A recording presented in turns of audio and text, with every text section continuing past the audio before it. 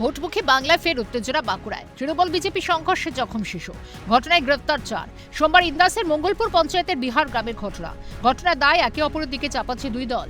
অভিযোগ পাল্টে অভিযোগে উত্তপ্ত পরিস্থিতি। তৃণমূলের অভিযোগ, বিজেপি প্রার্থী নির্মল ধারার উপস্থিতিতে বিজেপি কর্মীরা তৃণমূল সমর্থকদের উপর হামলা চালায়। শুধু তাই নয়, এক শিশু কন্যাকেও মারধর করা হয় বলে দাবি তৃণমূলের। আহত শিশুকে নিয়ে থানায় যান ইন্দাসের তৃণমূল প্রার্থী শেখ হামিদ। বিজেপি প্রার্থী নির্মল ধারাকে গ্রেফতারের দাবিও জানান তিনি। আজকে প্রচারের নামে যে যদি মহিলাদের উপরে অত্যাচার করে, কেন্দ্র বাহিনী দাঁড়িয়ে ছিল, প্রেজেন্ট ছিল, আমরা ভিডিও দেখাতে পারবো কেন্দ্র বাহিনী দাঁড়িয়ে আছে। বিজেপির তরফে সম্পূর্ণ ভিন্ন ছবি তুলে ধরা হয়েছে। প্রকাশ্যে আনা হচ্ছে একটি ভাইরাল ভিডিও।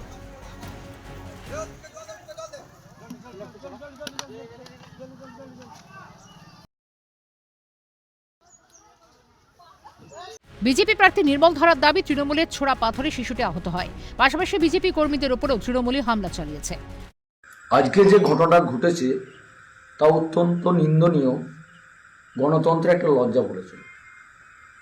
যে ঘটনাটা ঘটেছে সেই সময় আমি সেখানে প্রেজেন্ট ছিলাম না, এবং সেখানে আমাদের কর্মীরাও সেখানে যে দোষারোপ করা হচ্ছে সেখানে আমাদের কর্মীরাও কিন্তু জড়িত নয়।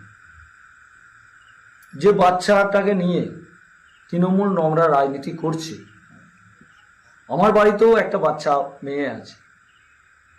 আমি এই ধরনের রাজনীতি পছন্দ করি না। তৃণমূলের এই হচ্ছে নোংরা রাজনীতি। এখনো পর্যন্ত কোনো পক্ষের অভিযোগের সত্যতা নিয়ে প্রশাসনের তরফে কিছুই জানানো হয়নি। তবে ভোটের আবহে কেন্দ্রীয় বাহিনীর ঘেরাটোপে সমস্ত জেলা। ঘটনায় কেন্দ্রীয় বাহিনীর ভূমিকা নিয়ে প্রশ্ন উঠছে। রাহুল কর্মকারী রিপোর্ট, ক্যালকাটা নিউজ।